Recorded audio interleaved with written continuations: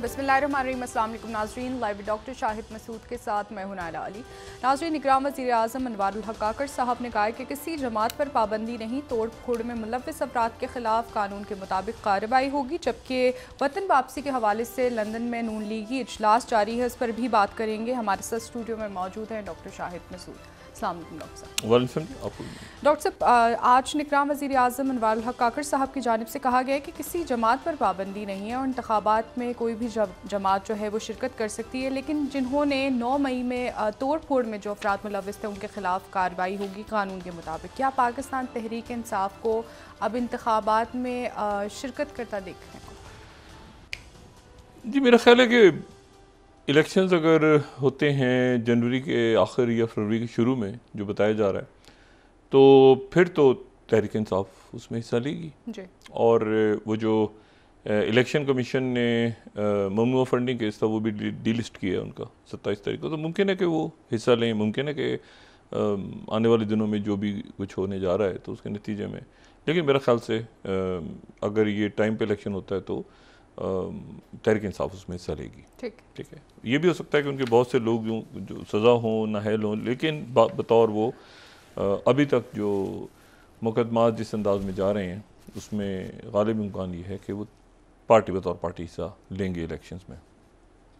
दूसरी जो बात है, चंद रोज़ पहले मैंने ये बात की थी, मैं पुराने क्लिप्स नहीं चलाना चाह रहा, वक्त उसमें कम हो जाता है, वो ये कि मैंने कहा था कि अटक पे नज़र रखें, अटक पे नज़र रखें, अटक पे नज़र रखें। ये तो इस दौरान और ये भी बात की थी कि मोहम्मद अली दुरानी साहब की जिन शख्सियत जो से मुलाकात हो रही है वो अटक में राब्ते में है।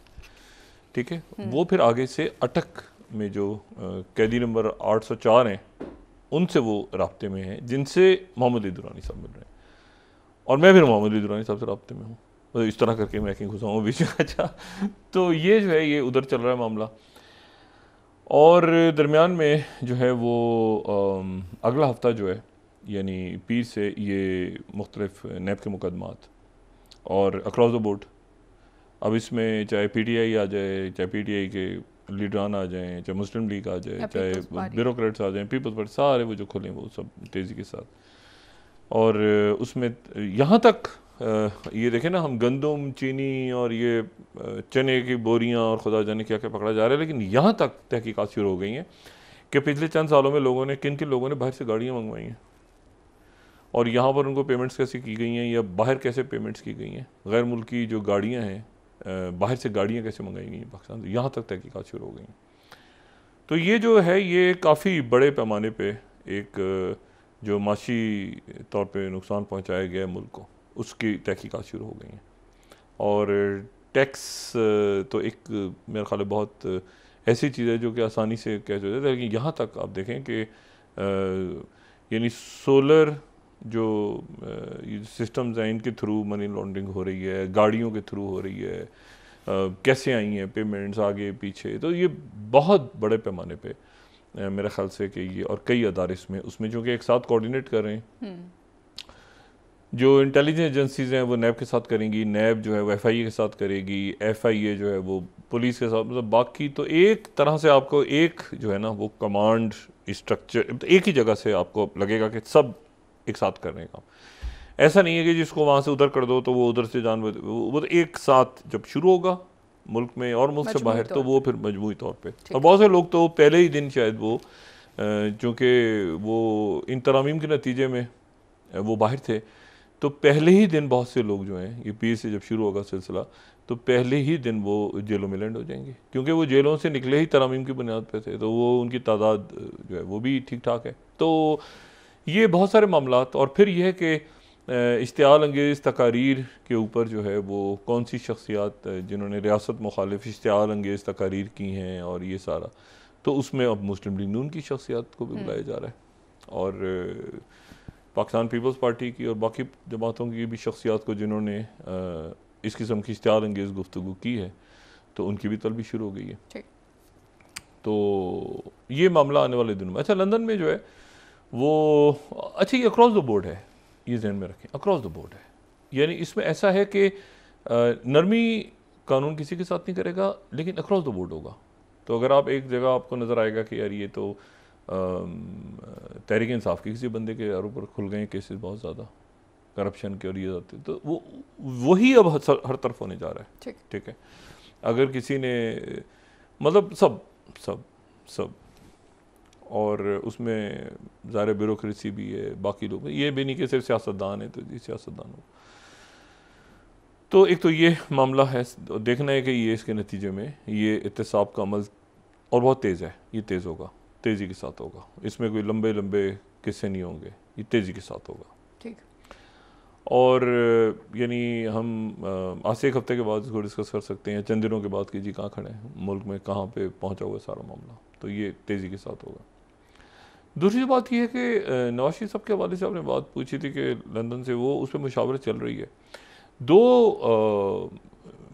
मेरी जो बात हुई मुस्लिम लीग नून के जो रहनुमा हैं उनसे कुछ, तो उनसे भी लेकिन दो ज़राए से बात गई है, सजेशन गया है नवाज शरीफ साहब तक, और उसमें एक तो शहबाज शरीफ साहब का है ना, वो तो ठीक है, शहबाज शरीफ साहब ने जो बात की वहाँ पे इख्तलाफ भी हुआ ये भी, और एक शहबाज शरीफ साहब ने कहा मेरी कोई, जो कल हमने लाइटर नोट पे कहा भी था, लेकिन जो ज़्यादा इम्पोर्टेंट जो बात मियां नवाज शरीफ साहब तक पहुँची है वो दूसरा चैनल है, और वो चैनल जो है वो मरीम नवाज साहबा से यहाँ पे जिन आम शख्सियत की मुलाकात हुई है, वो आम शख्सियत या शख्सियत कह लें, वो नहीं है जिन्होंने शहबाज शरीफ साहब से मुलाकात की है। तो दो अलग तरफ बात हुई है, लेकिन वो तकरीबन एक सी हुई है। मतलब ऐसा ना हो कि जी जो बात शहबाज शरीफ जाके कहें तो वो मरीम जो है वो मरीम नवाज साहबा कहें कि जी ये बात तो नहीं हुई, इस तरह से। तो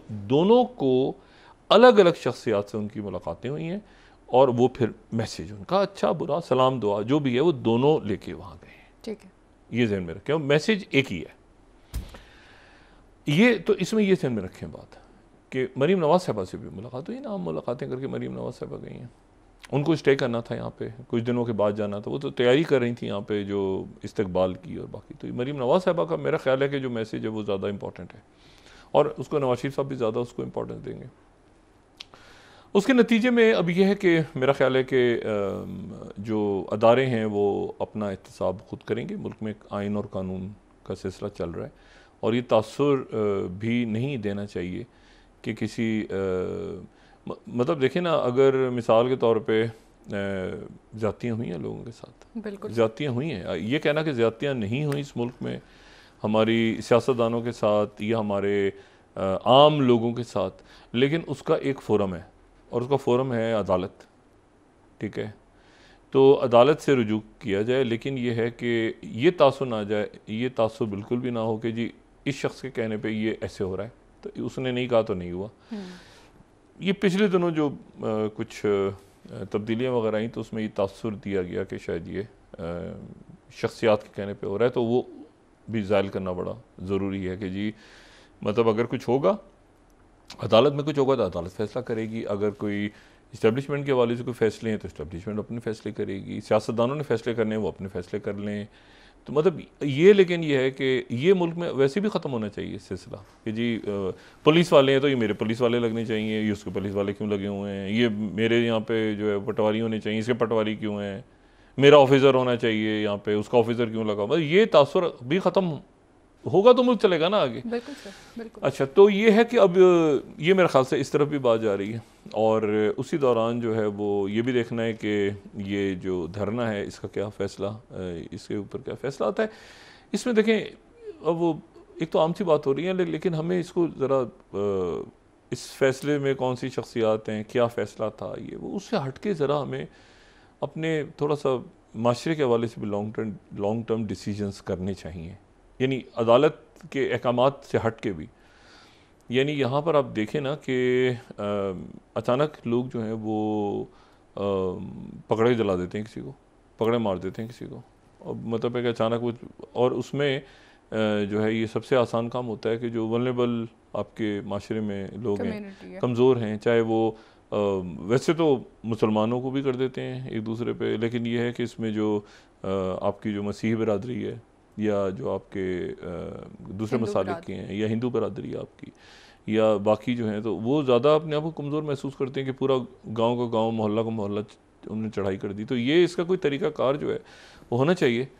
और इसमें अब उलमा को, और वो उलमा सिर्फ ये नहीं कि वो एक ख़ास, वो उलमा फिर नीचे भी ट्रांसलेट करें, वो उनकी वो मसाजिद तक मैसेज जाने चाहिए कि भाई ये जो फ़ैसला है, ये फ़ैसला रियासत करेगी, पुलिस करेगी, कानून नाफिज करने वाले इदारे करेंगे, वहाँ तक जाए ये मामला। मतलब गली मोहल्लों में जो मसाजिद हैं वहाँ पर क्या बात हो रही है, किस तरह इंटरप्रिटेशन हो रही है, ताकि जो दूसरी कम्युनिटीज़ हैं वो उसको, और उसके साथ ही मैं एक तो बात ये हो गई कि मतलब है कि वहाँ तक मैसेज जाए, ताकि वो फिर ये नहीं कि जी टीवी चैनल के वो बैठ के जो है वो लोग बड़ी भारी भरकम अल्फाज में बयान कर रहे हैं चीज़ों को, और नीचे लोगों को समझ ही नहीं आ रही, और उन्होंने किसी को पकड़ लिया, कभी किसी जो है वो अक़लियत को पकड़ लिया, किसी और को पकड़ के मार दिया। मतलब ये ख़त्म होना चाहिए ना, तो नीचे तक उसकी एक ट्रांसलेशन, यानी उसको ट्रांसलेट होना चाहिए कि वो एक बात जो है वो मसाजिद में जो उलमा हैं उन तक पहुँचे, और वो बताएं कि नहीं भाई ऐसे नहीं करना। वही इसमें किरदार अदा कर सकते हैं। और फिर जो सज़ा हो, फिर सज़ा हो कि भाई नहीं भाई मस्जिद, इसमें मस्जिद में मर नहीं इस्तेमाल होगा इसका। और हमने बड़ी हद तक किया भी, हो भी चुका है, लेकिन ये अब इसको दोबारा हम एक दफ़ा रीइंफोर्स करें कि कानून नाफिज करने वाले इदारे, रियासत फैसला करे। जैसे हमने फतवे वगैरह बंद किए हैं ना, तो वो इसी तरह से ये भी करें कि भाई आपने डिसाइड नहीं करना कौन। अच्छा, और उसके साथ ही इसमें एक और चीज़ बड़ी तकलीफ देती है, उस पर भी अगर अदालत मतलब हम तो एक बात कर सकते हैं, इसको भी ख़त्म करवाएंगे जो फोर्स कन्वर्जन्स होती हैं ना, खासतौर पर सिंध से खबरें आती हैं, बाकी जगहों से आती हैं कि जी वो ज़बरदस्ती मज़हब तब्दील करवा लिया, इस तरह की आती हैं। तो ये जो है ना, ये बहुत ज़रूरी है कि हम इसको, ये सारी चीज़ें जो हैं ये ख़त्म करें अपने माशरे। हाँ, रियासत ख़त्म करें। और इसमें जो है ना, देखें वो पूरे, इसमें अक्सर आपको ज़मीन का झगड़ा निकलता है, कोई और किस्सा निकलता है, कोई इसमें कोई ज़ाती दुश्मनियाँ उतारते हैं वो। तो ये इसको जो है ना, मेरा ख्याल है कि बतौर माशरा ये ऊपर से सिर्फ ऑर्डर्स के तहत, ऑर्डर्स तो पड़े हैं, कानून में तो मौजूद हैं, लेकिन यह है कि जब तक हम अपने लोगों को शऊर नहीं देंगे, और नीचे की सतह तक, गाँव के नीचे से मुराद ये कि बिल्कुल नीचे के लेवल पे, कि यहाँ अगर कोई ऐसा वाक़या होता है तो देखो कि ये इन लोगों को भड़काया किसने था, मतलब वहाँ तक पहुँचे, रूट कॉज तक, ठीक है, जहाँ से पहली आवाज़ लगी थी। तो उसके बाद जो है, और वो उलमा जो हैं वो फिर अपनी जिम्मेदारी लें कि हमारे इलाके में ऐसा नहीं होगा। और अभी जैसे हुआ, हमने देखा कि वहाँ पर कई जो आबादी में जो जनावाला में जब भी हुआ, तो मुसलमानों ने अपने घरों पे पनाह दी, मुसलमानों ने दरवाजे खोल दिए अपने घरों के। और रियासत ने कोई, मेरा नहीं ख्याल कि मुल्क की कोई सियासी जमात हो, या कोई वज़ीर हो, या कोई सूबाई वज़ीर हो, या कोई ऑफिसर हो, जो वहाँ नहीं पहुँचे रियासत के हवाले से, रियासत, ठीक है। तो इसलिए ये बड़ा ज़रूरी है कि हम इसको, और ये बड़ा अच्छा लगा कि तमाम लोग, पूरा मुल्क खड़ा हो गया उनके साथ कि भाई ऐसे नहीं होगा, और गली मोहल्ले में भी लोगों को ये शऊर आ रहा है, तो इसको थोड़ा सा और हमें बढ़ाना होगा। अच्छा, बाकी जो बात है, तो ये अब क्या वहाँ से फैसला होता है, क्या मियाँ नवाज शरीफ साहब आते हैं, ऐलान शहबाज शरीफ साहब ने कर दिया है, नवाज शरीफ साहब उसको ऊपर नीचे भी नहीं कर पा रहे, क्या वो नाम दोबारा लेंगे, नहीं लेंगे, थोड़ी सी कवरेज वगैरह उनकी ग्रेजुअली अगर आप नोट करें तो शायद मीडिया पे कम नज़र आए, अगर इस सूरत में आने वाले दिनों में अगर वो नाम वगैरह लेंगे तो शायद नाम ज़्यादा ना चले मीडिया पे। तो इस किस्म के भी कुछ मामला जो हैं वो आने वाले दिनों में, और अगर चलें तो वो फिर एडिट वगैरह हो जाएंगे, सोशल मीडिया पे चलेंगे, फिर उधर भी मसला। तो वो मतलब है कि कुछ बातें ऐसी हैं जो हमारे अकाबरीन को करके आगे बढ़ना चाहिए। मईशत, फॉरेन पॉलिसी, और अदारों भी छोड़ दें कि वो अदारे अपना एहतसाब जो है वो कैसे करती हैं आइन और कानून के मुताबिक, जो भी होता है सिलसिला। लेकिन ये कि वो मतलब हमारी लीडरशिप जो है वो आए और इलेक्शन लड़े आके, और ये बड़ा मंशूर दें अपना, मुल्क की मईशत, फॉरेन पॉलिसी, गुर्बत, महंगाई, बहुत सारे इश्यूज़ हैं। और एक नज़रिया भी तो होता है ना, secular, right of the centre, मतलब उस तरफ जाए ना दोबारा, जो दुनिया में मतलब ऐसी पॉलिसीज़ होनी चाहिए, ऐसी ये होना चाहिए, ये होना चाहिए, जो बुनियादी इशूज़ हैं। अच्छा, हम आएंगे तो हम इस तरह करेंगे, हम ये करेंगे, मतलब इस तरह करके आप इलेक्शन लड़ें, बजाय इसके कि नफ़रतों पे इलेक्शन लड़ा जाए, जो कि जिसका खमियाजा जो है वो हमने भी भुगता है, ठीक है, और जिसका खमियाजा पड़ोस भुगत रहा है हमारा, और पूरी दुनिया भुगत रही है। जहाँ जहाँ नफ़रतें हैं वहाँ आप देखें लोगों को मारा जा रहा है, कभी वो कैपिटल हिल पे चढ़ाई हो जाती है, कभी वो कहीं मार देते हैं, किसी को कहीं मार देते हैं। अच्छा, एक थोड़ा सा वक्त है तो मैं ज़रा एक बात और इसमें छेड़ के, अगर 5-7 मिनट। जी, ये देखें, बांग्लादेश में बड़ी अजीब व गरीब मामला हो रहे हैं। अगला बांग्लादेश हमारा बरादर मुल्क, बल्कि हमारा हिस्सा भी रहा, और बड़ी तारीख़ बांग्लादेश की, आज तक हम बांग्लादेश की तारीख़ जो है वो अपनी किताबों में पढ़ते हैं, पूरी दुनिया की पढ़ते हैं, लेकिन बांग्लादेश या बंगाल की तो पढ़ते हैं ज़रूर। शेर बंगाल, के हवाले से, क्योंकि उन्होंने सबसे पहले फजल साहब ने उन्होंने जो है वो तस्लीम की थी करारदाद पाकिस्तान 1940 की। अच्छा, अब इसमें जो है वो और बंगाल के हवाले से फिर पूरे शायद दुनिया या इस खत्ते की जो तारीख़ है ना वो बंगाल के हवाले से लिखी नहीं जा सकती, क्योंकि जब ये ईस्ट इंडिया कंपनी आई, अंग्रेज़ यहाँ आया, तो सबसे पहले जो इलाका गया मुग़लों के हाथ से, या आप समझ लें कि हिंदुस्तान के हाथ से, जहाँ सबसे पहले ईस्ट इंडिया कंपनी ने कोई जंग जीत के अपना मरकज़ बनाया, वो बंगाल था। और वहाँ पर जो वहाँ के जो नवाब थे, वो नवाब जो थे वो उन्होंने कहा कि मैं तो ये तिजारत का लाइसेंस नहीं दूंगा भाई, उन्होंने कैंसिल कर दिया लाइसेंस। उसके नतीजे में उनकी जंग हुई। वो जो नवाब थे उनका नाम था नवाब सिराजुद्दौला, और उनकी फिर जंग हुई। और ये जंग जो है जो बंगाल का जो एक बड़ा आप समझ लें कि कैपिटल, तो कैपिटल उस वक्त का भी और एक बाद में तवील अरसे तक पूरे हिंदुस्तान का 1911 तक, वो 1911 तक हिंदुस्तान का जो है ना ये आपके वॉइस राय और जो पूरा हिंदुस्तान चलता था वो कलकत्ता से चलता था। 1911 में दिल्ली दरबार में फिर वो दिल्ली शिफ्ट हुआ। तो कलकत्ता से थोड़ा सा दूर जाके एक मैदान है जिसको प्लासी का मैदान कहते हैं। ये तो बेसिक अपनी हिस्ट्री हम याद करें तो प्लासी के मैदान में फिर लड़ाई हुई वहाँ पे, और रॉबर्ट क्लाइव के साथ। और रॉबर्ट क्लाइव कभी भी वो जंग नहीं जीतता अगर सिराजुद्दौला का सिपह सलार जो है मीर जाफ़र खान बहादुर, ठीक है, वो अगर उसका साथ ना देता। तो मीर जाफ़र जो है वो जाके मिल गया रॉबर्ट क्लाइव से, ठीक है। और उसके बाद ये हुआ कि सिराजुद्दौला और उनके यानी जो नवाब थे और उनके सारे अहले खाना को वहाँ पे फांसियाँ दे दी गई। मीर जाफ़र को जो है वो बंगाल का नवाब बना दिया गया, और वो भी फिर 2 साल के बाद ही अंग्रेज़ों ने 2 साल लगे। अच्छा, यह है 1757, इसको याद करना बड़ा आसान है। यह है 1757 क्योंकि 1857 में फिर 100 साल बाद वो जंग आज़ादी हुई, तो तारीख बड़ी इजीली याद हो जाती है ये प्लासी वाली ना। 1757, 1757, 1857 तो 100 साल पहले। तो ये जो है ना, ये उसके बाद फिर ये होता है कि मैं थोड़ा सा बंगाल का अपने भी रिकॉल करते हैं ना, तो उसमें ये हुआ कि वो फिर 2 साल के लिए मीर जाफ़र जो उसको मिला बंगाल। लेकिन फिर अंग्रेज़ों को खबर मिली कि ये तो डच ईस्ट इंडिया कंपनी के साथ भी बातचीत कर रहा है, तो उसको हटा के उसके बाद उसके दामाद को मीर कासिम को उन्होंने कहा इसको बना देते हैं गवर्नर है। इसको पता चल गया, हटा दिया कुछ देर के लिए। फिर वो करते करते खैर वो 2-4 साल के बाद मेरे ख्याल से 1764-65 में उसकी डेथ हो गई, और लोग आज तक लानत भेजते हैं। अच्छा, तो बात यह है कि ये वो बंगाल है, और ये बंगाल जो है फिर ये 1911 तक ये बंगाल जो है यहाँ से कंट्रोल होता रहा, यानी वॉइस रॉय यहाँ बैठता था, गवर्नर जनरल यहाँ पे होते थे। और फिर 1911 में यहाँ से शिफ्ट हुआ दिल्ली, और इसी दौरान पे मुग़ल टूट गए। बाकी मुल्क में जो भी हुआ वो 100 साल बाद उसके रिजल्ट सामने आए।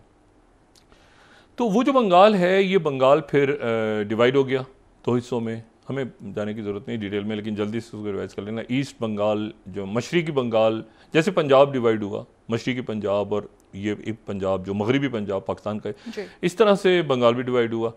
और बंगाल डिवाइड हुआ और वहाँ पर जो है वो हिस्सा बना, मगरबी बंगाल इंडिया का हिस्सा बन गया, जहाँ कलकत्ता है मगरबी बंगाल। और जो मशरक़ी बंगाल था वो मशरक़ी पाकिस्तान बन गया, जहाँ का दारुल हुकूमत या उस वक्त आप कह लें कि जो सूबा था ना उस वक्त, तो वहाँ जो है वो उसका मरकज़ ढाका। और फिर एक तारीख़ है, और वो तारीख़ जो है वो सिर्फ सियासी नहीं है या वो फौजी ऑपरेशन की तारीख़ नहीं, वो अदालती तारीख़ भी है। क्योंकि मौलवी तमीज़ुद्दीन खान जो थे, जो स्पीकर थे और जिनकी असेंबली तोड़ दी गई और जिनका हम रोज़ ज़िक्र खैर सुनते हैं, तो वो उनका ताल्लुक़ जो है वो मशरक़ी पाकिस्तान से था असेंबली के और जो जस्टिस मुनीर थे वो माशाल्लाह उनका ताल्लुक़ यहाँ से था, पंजाब के लाहौर हाई कोर्ट के वो पहले चीफ जस्टिस थे, फिर सुप्रीम कोर्ट के बन गए थे। तो ये भी अजीब सी, मतलब जहाँ पर आप जोड़े ना कोई गड़बड़ घोटाला आपको निकलता है अपनी हिस्ट्री में। बहरहाल तो ये है कि वो नज़रिया ज़रूरत जिन्होंने ईजाद किया था, हमने जो कुछ बड़ी अच्छी अच्छी चीज़ें ईजाद की उसमें इस किस्म की चीज़ें भी हैं। अच्छा, बहरहाल लेकिन हुआ ये कि फिर वो खैर मशरक़ी पाकिस्तान बना, मशरक़ी पाकिस्तान बना, फिर वो एक अलमनाक तारीख़ है उसके बाद, और वो जाके फिर बांग्लादेश बन गया, आज़ाद हो गया। आज़ाद होने के बाद ही हुआ, और ज़ाहिर मुजीबुर रहमान, शेख मुजीबुर रहमान जो थे वो वहाँ के जो है वो बानी बन गए। लेकिन उसके थोड़े दिनों के बाद गड़बड़ घोटाला शुरू हो गया, मतलब वहाँ सुकून नहीं आया। सुकून इसलिए नहीं आया कि जो शेख मुजीबुर रहमान थे, वो शेख मुजीबुर रहमान को फ़ौरन ही वहाँ पर प्रॉब्लम्स का सामना करना पड़ गया इंटरनली। हम यहाँ पर अपने प्रॉब्लम्स देते, आइन बन रहा है, ये बनेगा, वो बनेगा, अफसोस में भी थे लोग, दुख में भी थे, वहाँ पे भी सुख नहीं था, वहाँ पर भी अंदर। और ये हुआ कि उन्होंने 1974 में जाके, यहाँ तक मसला ख़राब हुआ कि 74-75 में कहीं जाके उन्होंने इमरजेंसी लगा दी मुल्क में, और उन्होंने कहा कि यहाँ पर एक ही पार्टी रूल होगा, ठीक है ना, बक्साल पार्टी होगी, और वो जो है वो एक ही पार्टी होगी, और सारी पार्टियां इसमें जम हो जाएंगी। वहाँ पे सिराज और शेख, उस तारीख में नहीं जाना चाह रहा, आपको ये बता रहा हूँ कि वो उन्होंने कहा जो भी MNA MP होगा वो एक ही पार्टी में होगा, वन पार्टी सिस्टम। हालांकि शुरू में उन्होंने पार्लिमानी निज़ाम नाफिज किया था, लेकिन उन्होंने कहा वन पार्टी रूल होगा। नतीजे में हंगामे फूट पड़े, और 75 में जो है वो शेख मुजीबुर रहमान को जो है वो उनके यंग ऑफिसर्स ने जो है वो कत्ल कर दिया। अच्छा, कत्ल उनकी रहायशगाह पे कर दिया, तो उनके उसमें बड़े बेटे को भी कर दिया। बड़ा बेटा उनका मेरे ख्याल से कोई 26 साल का था, शेख कमाल, उसको भी कत्ल कर दिया। सबसे छोटा बेटा जो था वो 10 साल का था, उसको भी कत्ल कर दिया। यानी फिर उसके बाद जो है वो उनकी दो जो है वो बहुएं, उनको भी कत्ल कर दिया। एक और उसको बेटे और भी कत्ल हो, बहनोई वो भी कत्ल हो गया, बीवी भी कत्ल हो गई। ये जब कत्ल होने से पहले ऑफिसर्स जो थे उन्होंने कहा कि जी आप रिज़ाइन लिख दें इस पर, तो ये कमरे में बैठे, इन्होंने वो फ़ोन किया मिलिट्री इंटेलिजेंस के चीफ़ को, तुम पहुंचो, वो पहुंचा, उसको भी कत्ल कर दिया। मतलब बेशुमार लोग मारे गए। जो अवामी लीग जिन्होंने, जो फाउंडर थे बांग्लादेश के, उनको जेल में डाल के उनको भी फांसियाँ दे दी गई। तो वहाँ पर जो है वो ये पूरा ख़ानदान, अच्छा जो एक साहबजादी बच गई, एक सिर्फ बेटी बची और उसकी बहन, यानी 2 बेटियाँ और एक बेटी के बच्चे और उसका शौहर, वो यूरोप गए हुए थे इत्तेफाक से। वो यूरोप की सैर कर रहे थे, पीछे पूरा ख़ानदान मारा गया। तो वो जो बाहर गई हुई थी बेटी अपनी छोटी बहन के साथ, उनका नाम है बेगम हसीना वाजिद, अच्छा, शेख मुजीबुर रहमान की बेटी।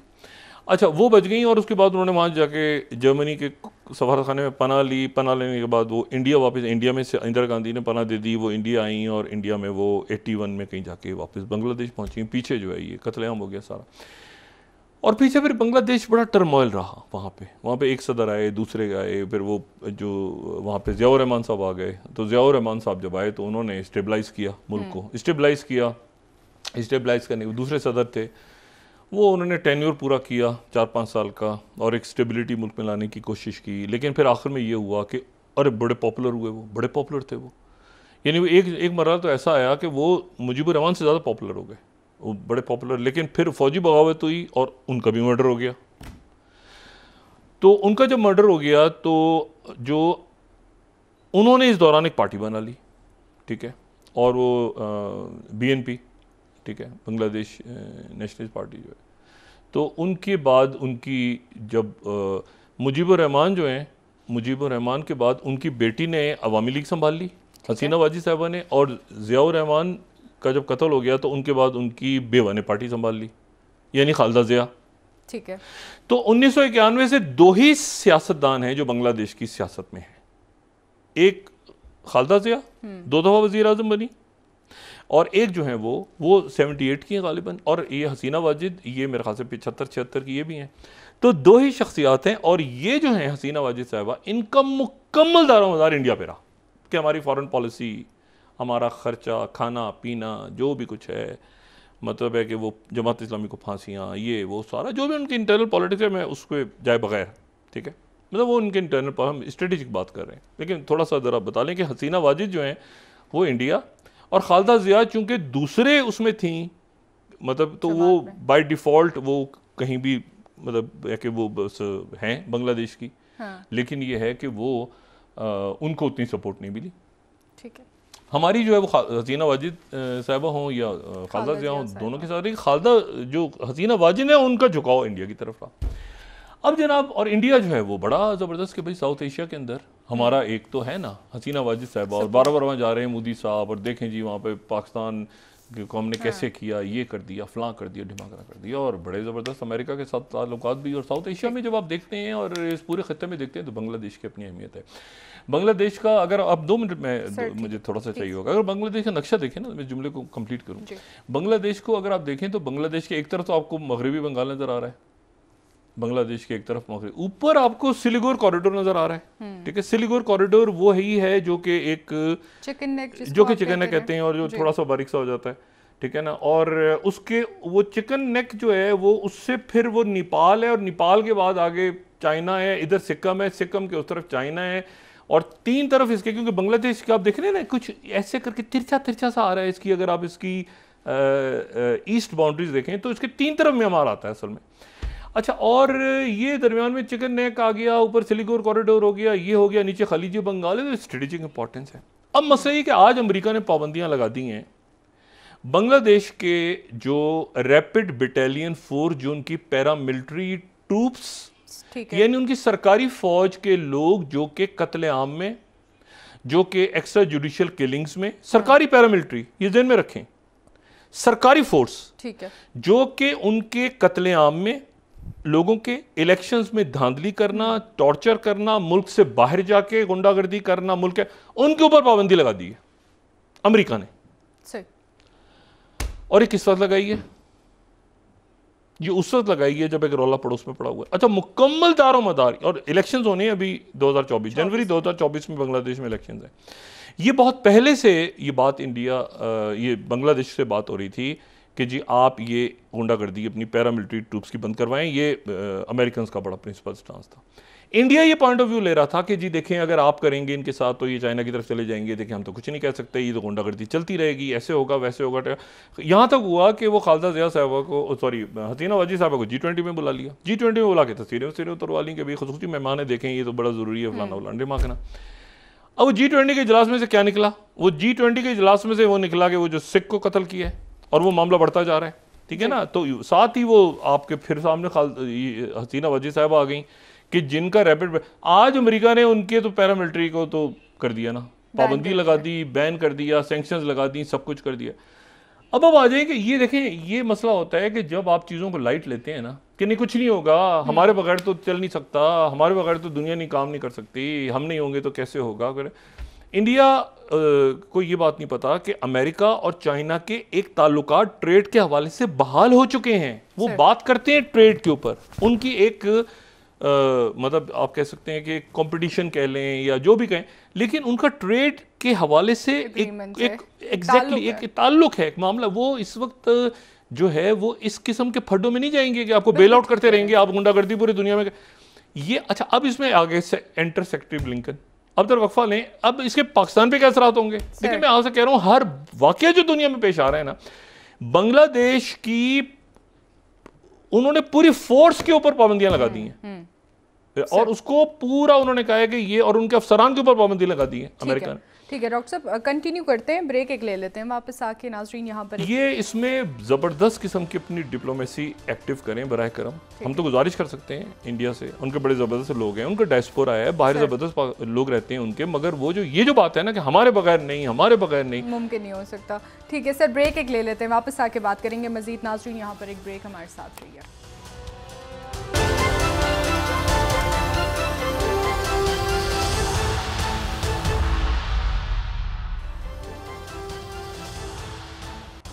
वेलकम बैक नाज़रीन। जी डॉक्टर साहब, आपने बात की ब्रेक से पहले कि आने वाले दिनों में पाकिस्तान में एहतिसाब का जो शिकंजा है वो इंतहाई सख्त होने जा रहा है। अच्छा, मैं नहीं, एहतिसाब नहीं, इसको यूं कहें कि मुल्क को ठीक करने का। ठीक हो गया। एहतिसाब तो ये नहीं कि आप एक टारगेटेड कोई पॉलिटिकल इंजीनियरिंग वाला हिसाब किताब तो नहीं है। ये तो हो रहा है कि जी टैक्स कैसे चोरी हो रहा है, तो स्मगलिंग कैसे रुक रही है, इसके एहतिसाब से क्या ताल्लुक है। मतलब चीनी कैसे महंगी हो रही है, मतलब स्मगलिंग आप असल में ठीक कर रहे हैं ना। हाँ। मतलब या तो आप कहेंगे जी स्मगलिंग करना जो है वो सही है, भाई जो स्मगलर है उनको पकड़ रहे हैं ना आप, वो स्मगलर जो भी हो, ये होना चाहिए ना, ऐसे होना चाहिए, ठीक है ना। स्मगलर तो स्मगलर है। अब आप कहेंगे जी नहीं जी ये स्मगलर चूंकि सियासतदान था, ये सियासतदान उस पार्टी का था, ये ताजिर था, वो भाई स्मगलर है वो। आप स्मगलर पकड़े हैं, आप गंदुम चोरी कर, तो ये हो रहा है इस वक्त। इस वक्त आप खबरों पे जरा ध्यान रखें ना, तो वो खबरें किसने ये किया, किसने ये किया, किसने ये किया, टैक्स चोरी किया, किसने ये खरीदा, ज़मीनों पे कब्जे, तो वो तो फिर सब है ना उसमें। उसको सियासतदान स्पेसिफिक नहीं हो रहा, कोई पॉलिटिकल इंजीनियरिंग थोड़ी हो रही है कि कोई किंग्स पार्टी आपको नजर आ रही है खड़ी हुई हवा में, ऐसा नहीं हो रहा, अक्रॉस द बोर्ड हो रहा है। जो ज़रूरी है, और मेरी दुआ है कि ये अपने मंतकी अंजाम तक पहुंचे ताकि मुल्क आगे निकले, ठीक है, और अच्छे सियासतदान, साफ सुथरे सियासतदान आगे आए सामने। गलत इल्जाम लगे हैं, पॉलिटिकल इंजीनियरिंग के थ्रू लगे हैं, वो साफ हो जाएंगे, जो नहीं है, और बाकी लोग भी इसी तरह से, तो सारा मुल्क चले आपका आगे। अच्छा, इसमें मैं सिर्फ ये बात करूं कि ये देखें अब क्या हुआ है। ये फर्स्ट जो है number 1, US department of states ये taking steps to impose visa restrictions on individuals involved in undermining the democratic election process, ठीक है। अच्छा, फिर उसके बाद Dhaka Tribune, why India is, ये जब शुरू हुआ ना ये चंद रोज पहले, why India is silent on US interference in Bangladesh, क्योंकि बांग्लादेश अपना वो सारा ही उन्होंने अंडे भारत में डाले हुए थे टोकरे में, ये हसीना वाजिद साहबा ने। उसके बाद जो है वो आगे से हिंदुस्तान टाइम्स क्या बता रहा है, अच्छा जी ये पिछले महीने, टू मच प्रेशर में drive Bangladesh closer to China, India cautioned US. अच्छा, यानी वो तो गुंडागर्दी होने दें आप, वरना वो चाइना की तरफ चले जाएंगे, ये अमेरिका को बता रहे हैं आप, ये मार कुटाई जो करना है करें आप। अच्छा, फिर उसके बाद जब लगी पाबंदियां, इनिशियल लगी, वार्निंग करते रहा अमेरिका और दुनिया भर। ढाका ट्रिब्यून, प्राइम मिनिस्टर हसीना वाजिद कहती है Bangladesh won't buy anything from those who impose sanctions, हम कुछ नहीं खरीदेंगे अमेरिका से अगर हम पाबंदियां लगाई तो, मतलब अरे भाई। अच्छा, फिर उसके बाद वही अप्रैल के अंदर वो क्या कह रही है, US can overturn power of any nation if it wants. अच्छा, यानी हुकूमत का तख्ता उलट सकता है अमेरिका अगर वो चाहे तो, यानी वही कि जी रिजीम चेंज और इस किस्म के किस्से। अच्छा, उसके बाद ये है कि human rights watch 2022, US stands firm on sanctions on right abusers in Bangladesh. Guardian, WikiLeaks, ये 2010 में विकीलीक्स आई थी, उसमें जिक्र था ये बांग्लादेश का डेथ स्क्वाड कहा था इसको, और लेकिन साथ ही कहा था कि ट्रेनिंग बरतानिया में भी होती है। ये विकीलीक्स में आपको ये 2010 में विकीलीक्स आई थी, इन्होंने कहा था कि ये, लेकिन अच्छा, अल जजीरा 2021 में rapid action battalion, Bangladesh notorious paramilitary force, ठीक है उसके। अच्छा, ये चूंकि इनको कोई एहसास ही नहीं है ना, देखें जब आपके अंदर से वो खत्म हो जाए ना, यानी अमित शाह जो हैं जो इंडिया के होम मिनिस्टर, उन्होंने ये 2022 पिछले साल, ये जो 9 स्लाइड है वो उधर से आ रहे हैं, बांग्लादेश से लोग आते हैं हमारे यहाँ भी, जाहिर है आते हैं, हम कभी उनके लिए कोई, ये उनके मिनिस्टर के बयान दे रहे हैं।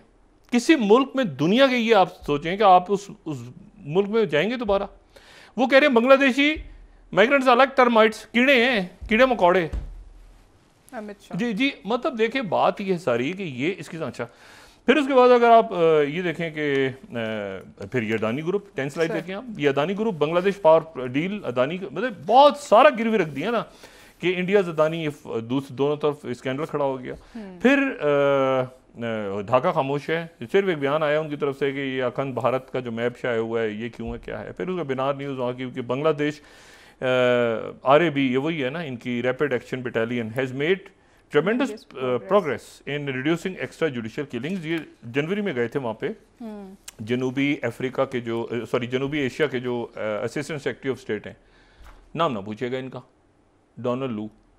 अच्छा, ये कहीं इन्होंने दौरा किया, उन्होंने कहा ये RAB थोड़ी सी बेहतर हुई है, एक्स्ट्रा जुडिशियल किलिंग में फिर शुरू कर दी उन्होंने। तो फिर क्योंकि मसला ये है कि साथ जब आपके मोदी सरकार साथ है तो फिर मारो लोगों को पूरी दुनिया के। अच्छा, अब जनाब क्या हुआ फिर, NDTV में इन्होंने क्या कहा जाके, ये NDTV क्या कह रहा है, 13वीं स्लाइड, रिजीम चेंज अटेम्प्ट्स इन Bangladesh, prime minister Sheikh Hasina think so. अच्छा, वो कह रहे हैं भाई कत्लेआम बंद करो, ये मार रहे हो लोगों को, ये जो नहीं। अच्छा, अब आप आ जाएं वापस न्यूयॉर्क टाइम्स आज का, अभी जस्टिन ट्रूडो कह रहे हैं कि कनाडा का पॉलिटिकल मूड इस वक्त क्या है, पीपल आर मैड, लोग गुस्से से पागल हुए हैं, number of people thrown in jail, convicted, a series of lesson. उनसे पूछा गया कि सॉल्यूशन, ये सुने, ये सवाल है, on what would be the most fitting resolution of the situation. ये जो हालात पैदा हो गए हैं, प्राइम मिनिस्टर जस्टिन ट्रूडो से थोड़ी देर पहले सवाल जवाब हुआ, इसका क्या हाल है, ठीक है। उन्होंने ये कहा कि no people thrown in jail, convicted, उनको पकड़ के सजा दी जाए, जेलों में डाल दिया जाए, a series of lessons learn and changes made to the way the Indian government and the intelligence services operate. ठीक, पकड़ के, इससे कम पे बात नहीं, हल सॉल्यूशन ये है, ठीक है। अच्छा, उसके बाद आप आ जाएं कि वॉल स्ट्रीट जर्नल, वो कह रहे हैं कि एक तहरीक फिर जिंदा हो गई दुनिया में। ये मैं नहीं कह रहा, wall street journal 15 slide.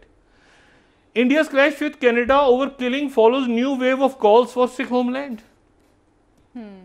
Wall street journal अभी थोड़ी देर पहले इनका एडिटोरियल। अच्छा जी, उसके बाद जो है वो गार्डियन, वही बात जो कल से चल रही है कि सेक्रेटरी ब्लिंकन ने कह दिया कि दिल्ली को कि cooperate in push for accountability.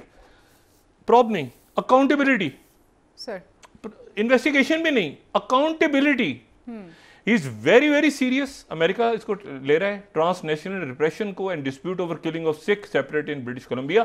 Cooperate के किस में करना है? अकाउंटेबिलिटी में कॉपरेट करना है। आपने इन्वेस्टिगेशन को छोड़ दिया, वो हैं, वो उनके पास हैं। अच्छा आगे अब फाइनेंशियल टाइम्स ये भी आया है, द वेस्ट मोदी प्रॉब्लम। चलिए जी, मगरब का मोदी मसला है बड़ा, मोदी एक मसला है बहुत बड़ा, उसको सपोर्ट किया है, उसको ये किया है। अब आप देखें क्वेश्चन शुरू हो गए हैं कि भाई क्या करना है, ये जो कनाडा का एक्सप्लोजिव क्लेम है, उसके बाद ये, उसके बाद वो सारा, वो व्हाइट हाउस ने कहा कि डीपली कंसर्न, वो पूरा पढ़ लें। इकोनॉमिस्ट क्या कह रहा है?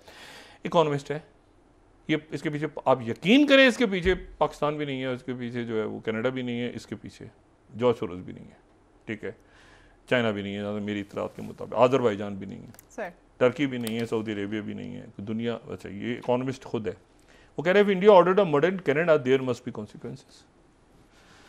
Western countries have for too long against to the Indian government abuses. अच्छा अब आ जाएं कि अकाउंटेबिलिटी, यानी मैं उन्हीं के मीडिया को कोट करूं कि NDTV 19 slide, US Blinken says US wants to see accountability. Accountability चाहिए, इन्वेस्टिगेशन। अब ये अल्फाज बड़े इंपॉर्टेंट होते हैं, ये जो अल्फाज है ना, ये अल्फाज पे गौर किया जाए। मैं बात पहले कह चुका हूँ कि इसकी जो वो है, अच्छा foreign policy magazine 26 rift Canada puts spotlight on India security services. वही जो मैंने बात की थी कि ये बाहर किस तरह ऑपरेट, मतलब आपने पूरी दुनिया के सामने वो कौन सा बंदा है, कहाँ है, और आगे नीचे के इनकी जो सब हेडलाइन है वो क्या है कि Delhi's intelligence operative could lead it down a dark path.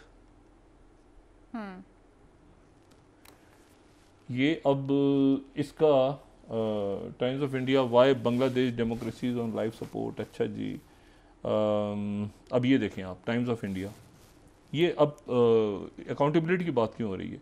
29 slide, US confirms कि intelligence sharing among 5 eyes partners before prime minister Justin Trudeau. सबके साथ शेयरिंग हो गई थी। 5 आई मैंने पहले दिन छोटी सी गुजारिश की थी कि ये 5 आईज जो हैं वो उनके पास शेयरिंग हो चुकी है, US ऑफिशियली कंफर्म कि शेयरिंग हो चुकी है, और उससे बाद कनाडा ने बात की है। समझाना बड़ा मुश्किल हो जाता है बाज़ दफ़ा जो है ना, आप मैं वही कहता हूँ कि तनकीद बराए तनकीद, अब इनके लिए मसले खड़े हो रहे हैं, अब उससे कैसे निकलते हैं। नेपाल के प्राइम मिनिस्टर चाइना पहुँचे हुए हैं, चाइना में एशियन गेम्स का स्टार्ट हो गया है। वहाँ पे सबसे जो इंटरेस्टिंग एंट्री है जो वहाँ पे बड़ी ज़बरदस्त है, वो है साउथ कोरिया के जो, यानी जो कि अभी जापान और तो साउथ कोरिया के जो प्राइम मिनिस्टर हैं उनकी बड़ी डिटेल मीटिंग हुई है प्रेसिडेंट शी से। शुमाली कोरिया किधर था? रशिया। साउथ कोरिया किधर है? चाइना। अच्छा, यहाँ पर तो दुनिया भर के मुल्क आ रहे हैं, और जो इराक के जो प्राइम मिनिस्टर हैं वो पहुँच रहे हैं मॉस्को। अच्छा, ज़ेलेंस्की की मीटिंग वहाँ पर हुई है प्राइम मिनिस्टर। ये मुझे लगता है कि कोई रास्ता निकलेगा इसका, यूक्रेन वॉर का, कोई कहीं ना कहीं कोई टॉक्स होंगी, कुछ होगा सारा, लेकिन नेतन्याहू के पीछे लग गए हैं इसराइल में लोग सारे। अच्छा, हाँ, वो उधर से सऊदी अरेबिया अपनी कंडीशन रख के पीछे हट गया, वो नेतन्याहू के पीछे लग गए हैं। और वो इसको 25वीं स्लाइड जो फॉरेन पॉलिसी है, अगर हम दिखा सकें, BB is dead end road to Rekha, तो डेड एंड पे जाएगा वो। उसकी वजह ये वो कह रहे हैं कि वो यूरोपियन पोस्ट कह रहे हैं Netanyahu under fire for using grand land of Israel, क्योंकि वो जो नक्शा दिखाया ना नेतन्याहू ने, उसमें फ़लस्तीन नहीं था। तो वो आगे से उन्होंने कहा कि भाई ये टाइम्स ऑफ फ्यू फर्दर वहाँ टेंशन हो गई नेतन्याहू की स्पीच के बाद। उन्होंने एरोगेंट, रेसिस्ट, ये वो सारा, तो एक फड्डा रौला रप्पा पड़ा हुआ उधर। Times of Israel official fume Netanyahu की स्पीच, एरोगेंट, ये रेसिस्ट, ये वो सारा। तो बात ये है कि अब इसको देखना ये है कि ये मामला दुनिया के कहाँ जाते हैं। लेकिन मुझे इस बात पे हैरत है, कल भी मैंने लफ्ज़ इस्तेमाल किया था कि ये मोदी सरकार अपने साथ साथ जो है वो बहुत अच्छे भारतीय लोगों को, इनकी सरकार आखिर में ज़मीन भी गई, चाइना ले गया, साउथ एशिया के अंदर सार खत्म कर हवाले से भी दी, dependent ब्रिक्स है गया, आप अमेरिका क्वाड पे। में कौन सर, बैठेगा, बहुत 5 शुक्रिया आइज तो डॉक्टर पहले आपस में डिस्कस कर चुकी हैं, तो क्वाड ने अचार डालना है क्वाड का, जो वो कह रहे हैं कि भाई मुझे नहीं पता कि इनकी भरपूर सफारतकारी इनको करनी चाहिए, सर। अपने ताल्लुकात हमारे साथ छोड़ दें, बाहर बेहतर करें मगरिब के साथ। बिल्कुल ठीक कह रहे हैं, बहुत शुक्रिया डॉक्टर साहब, प्रोग्राम का वक्त कहीं खत्म ये हो ना रहा है। कह देंगे बाइडेन के पीछे शी जिनपिंग है, ये कुछ भी कर सकते हैं, आप यकीन करें कुछ भी कर सकते हैं, कहते हैं इनकी चूंकि आपस में बात हुई है ना, इसलिए सारे मिलकर हमारे पीछे लग गए। हमारे खिलाफ हो गए। बहुत शुक्रिया डॉक्टर साहब। नाज़रीन कल इंशाल्लाह दोबारा अपनी सफारतकारी को एक्टिव करें और अपने ताल्लुकात बेहतर करें। ठीक है सर, ठीक है नाज़रीन, कल आपसे दोबारा मुलाकात होगी। मुझे नायला अली को इजाज़त दीजिए। अल्लाह हाफ़िज़ जी डॉक्टर। अपने दोस्तों रिश्तेदारों को नवा के लोगों का सब ख्याल रखिएगा। अल्लाह हाफ़िज़।